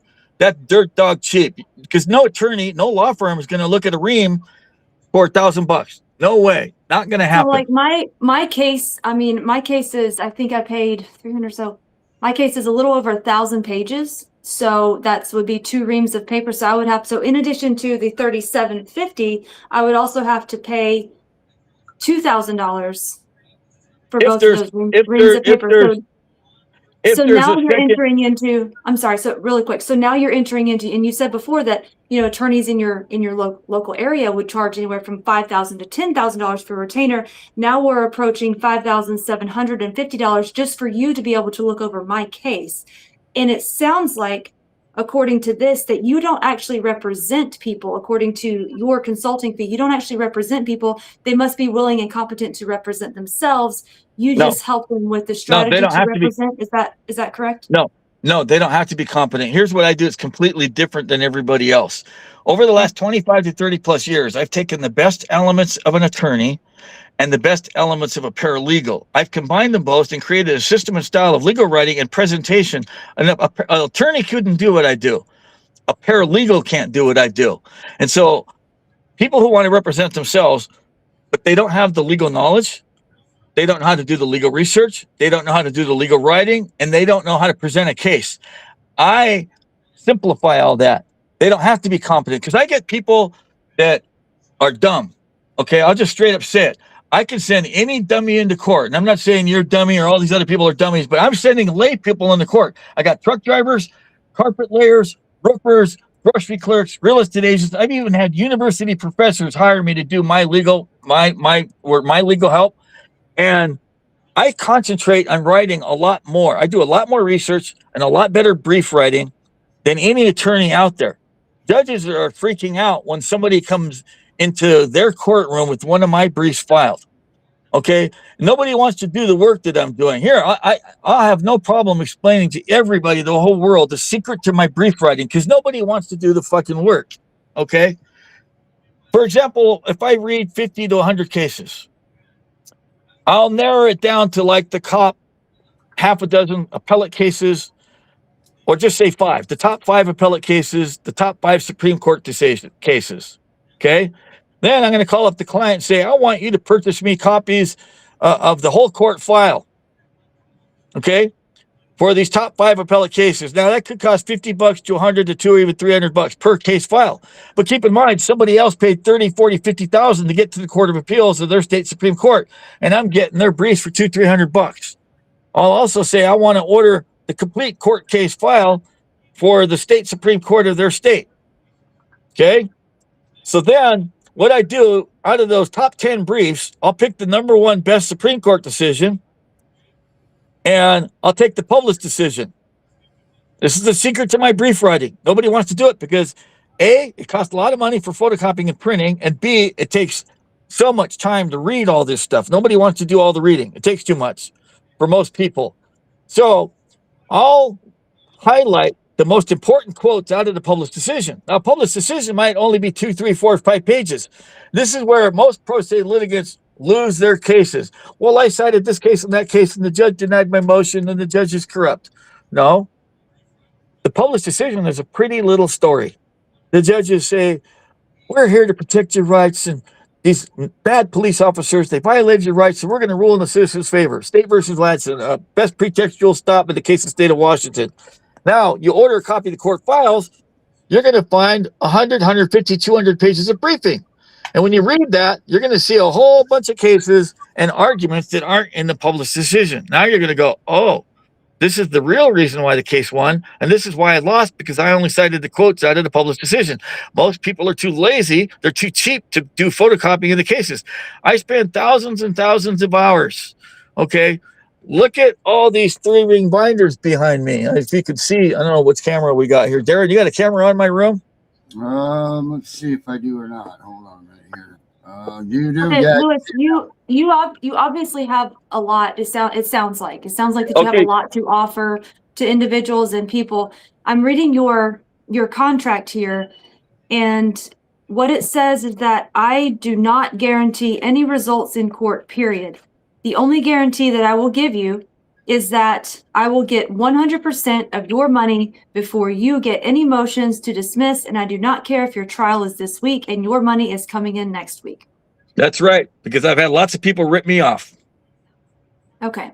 All right. And that's okay. I mean, and I understand that people have in America, thank God that we are free to charge for something, you know, if we're going to provide an honest service. A lot of people respect me. So my question is, how do you justify calling me a grifter for wanting to fight on behalf of everyone, not making the distinguishing fact of this person can pay versus this person cannot, when I believe that everybody that has not abused their children, they should have a right to their children, and getting those children back is paramount to my strategy.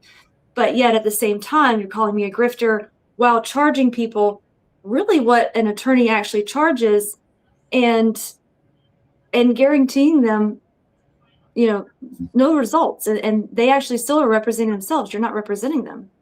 Well, okay, you're trying to compare what you do to I do it, and that's absolutely fucking ridiculous. Okay, grifter, let me explain that.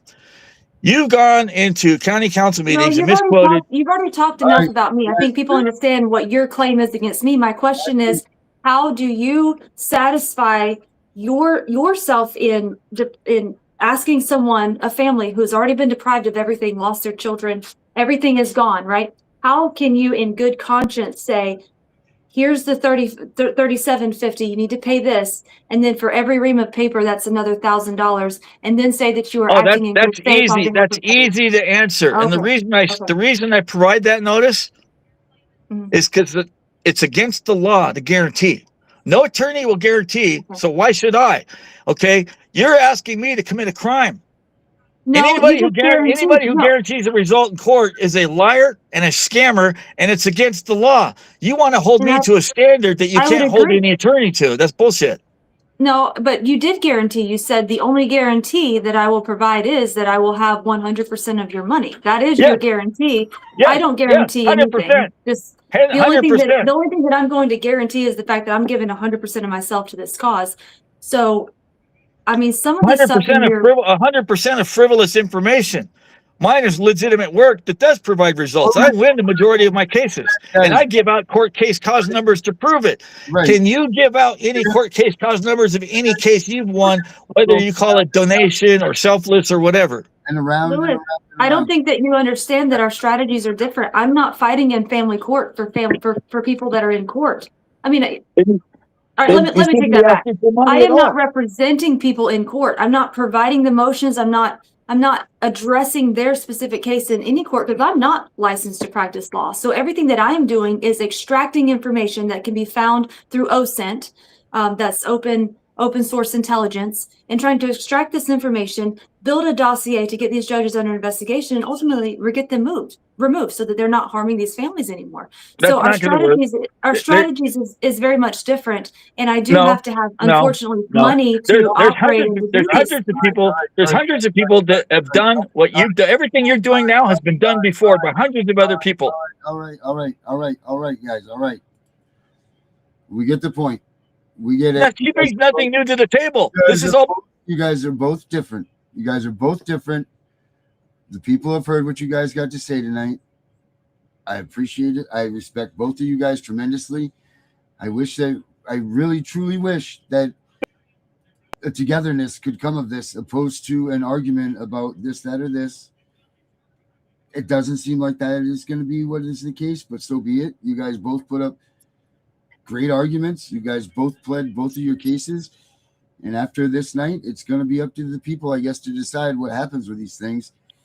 I was hoping that it was going to be a handshake or a better understanding of one another. I really was. Whether that can happen, I don't know. But I know that you guys are awesome. I know that both of you do great things for the cause. You know, whether you charge, whether you don't, whether you're this, whether you're that. And I think it's a damn shame if for the movement to lose either one of you guys, it's a damn shame.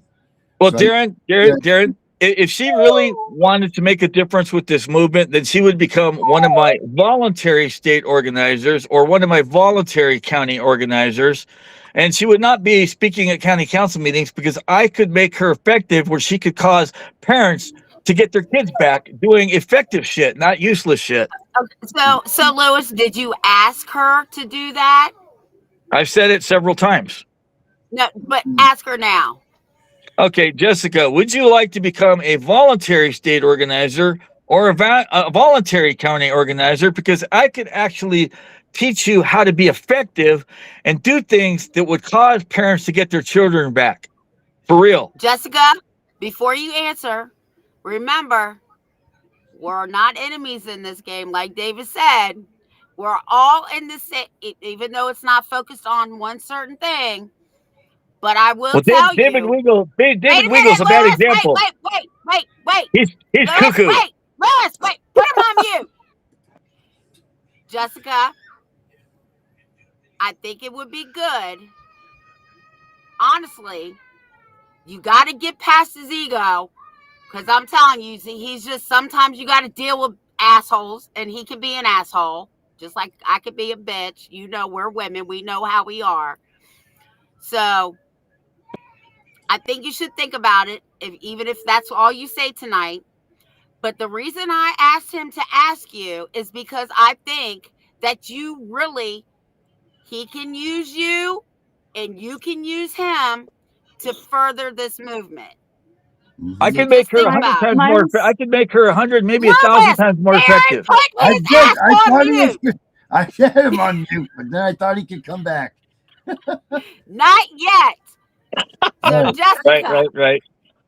Just if you don't want to answer now, just think about it. No, I'm happy to answer. But I have a question first. And my question is, Lewis, if we make this agreement, would you be willing to go to a county commission and city council meeting and do the same thing that many families are finding to be effective and helpful?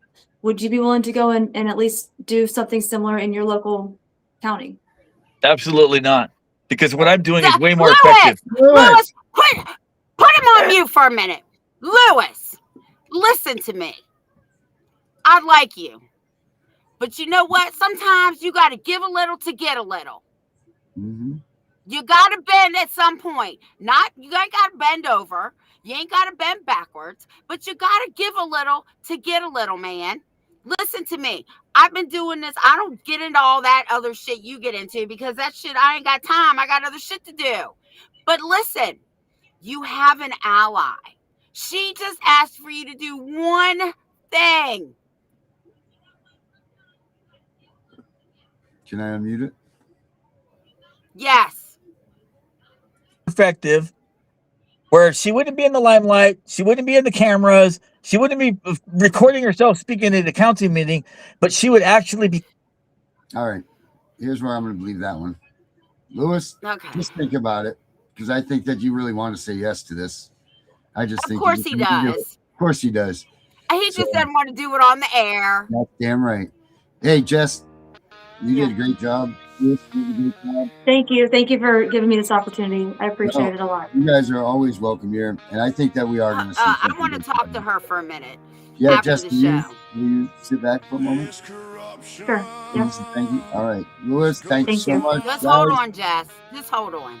All right. Have a good night, everybody. Thank you for showing up. Thank you for showing us some support. This is what we got to do. We got to burn the bitch down.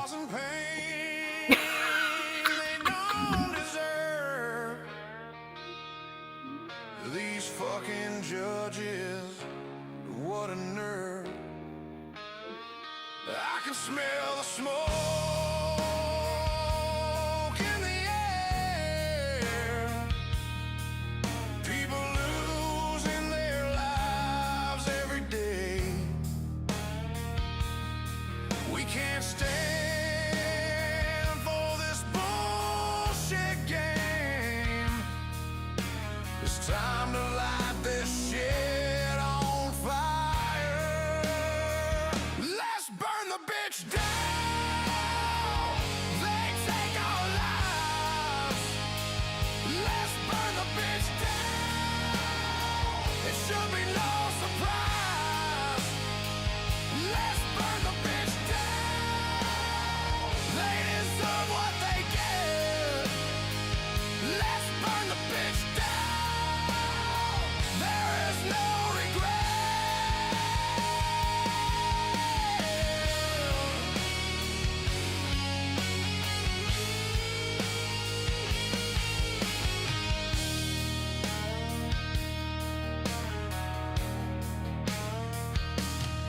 They're taking kids, ruining their future,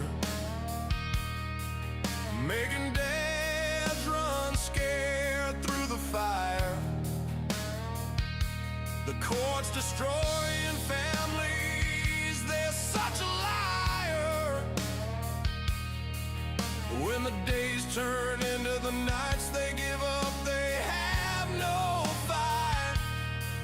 When you break the man, you take his soul. When you take his child, consider yourself told. Let's burn the bitch down. They cause our pain. Let's burn the bitch down. We're not insane. Let's burn the bitch down. They had their chance. Let's burn the bitch down. We show our stance.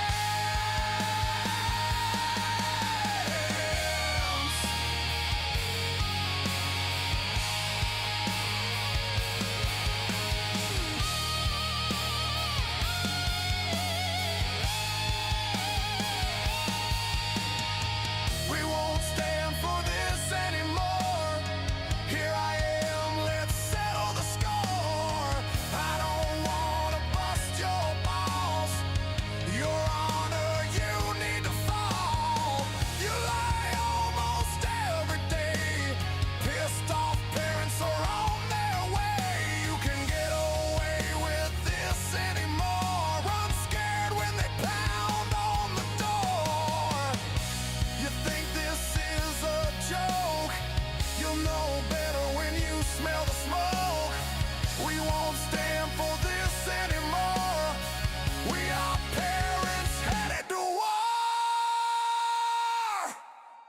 Let's burn the bitch down.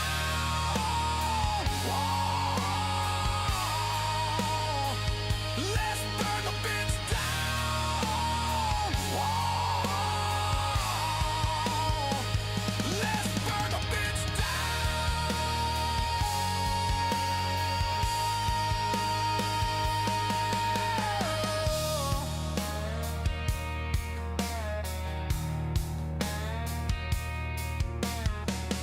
We know it's all about the money, we know they lie, we know this is corruption. Does CPS know what they are doing to the children?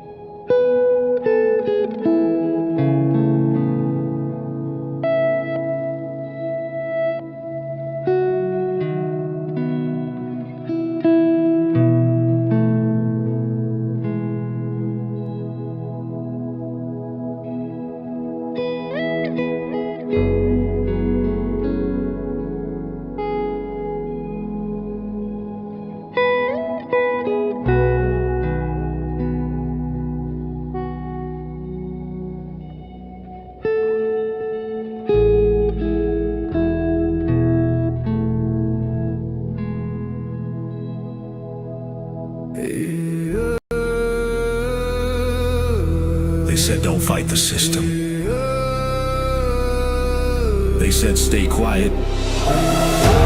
They were wrong. Lock in. We are exposing what so many have failed to. We are gonna show you what bar attorneys have hidden from all of us. Hundreds of thousands of children and twice that of parents have been lied to and walked down the road of termination. It's the death penalty. We're all of the protesters, the ones who fight for the rights of prisoners, dogs, illegal immigrants. Why aren't you coming to the aid of our children and families? Right here in America, every day a child per minute is kidnapped. And no one cares. We fight alone until today. CPS Punishers mount up. Here comes the CPS Punisher. Anonymous tip, another lie from one of them.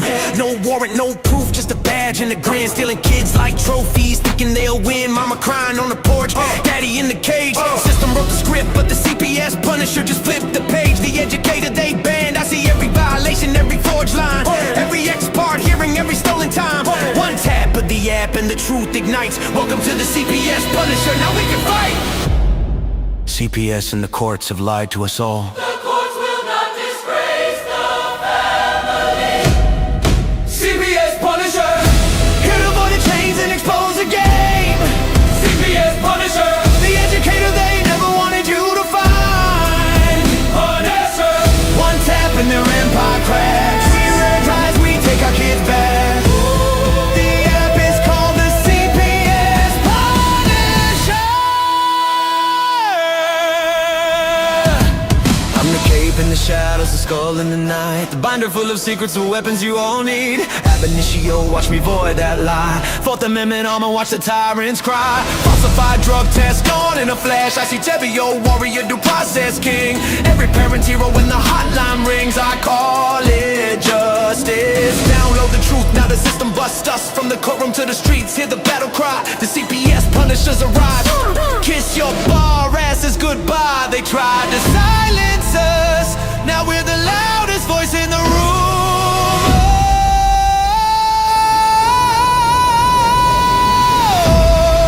CPS Punisher, here to avoid the chains and expose the game. CPS Punisher, the educator they never wanted you to find. Punisher, the children never leave again. Punisher, families rise, we never look back. We now use the CPS Punisher.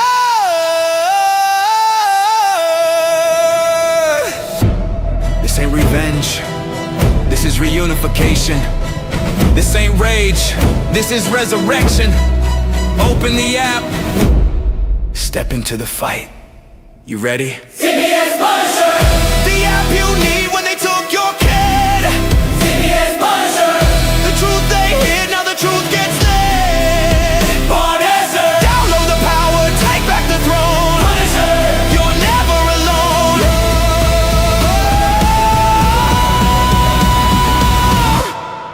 CPS Punisher, the educator they never wanted you to find. Void complete, family restored. The bar is finished, the Constitution will prevail. Judges do what's right. Treason is your penalty. CPS Punisher!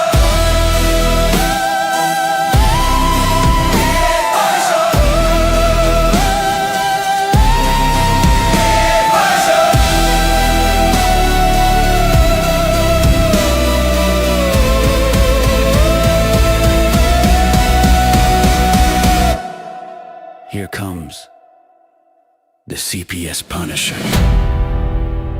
Imagine being a child who has been torn away from their security blanket, their parents, the ones who stop the boogeyman from terrorizing the nights and curing their boo-boos when they scrape their knees. Now just imagine how they mightest feel when the CPS meant to protect them tears them away from their supposed abusers and places them with strangers who have zero comforting skills. They need to be calm. They are confused, lost, panicked, and needing their parents, but CPS took them away for the purpose of saving them. The kids don't even know why, and they are told that the parents they attach to no longer want them. What do you think that does? Do you think that this is how protecting children is supposed to look?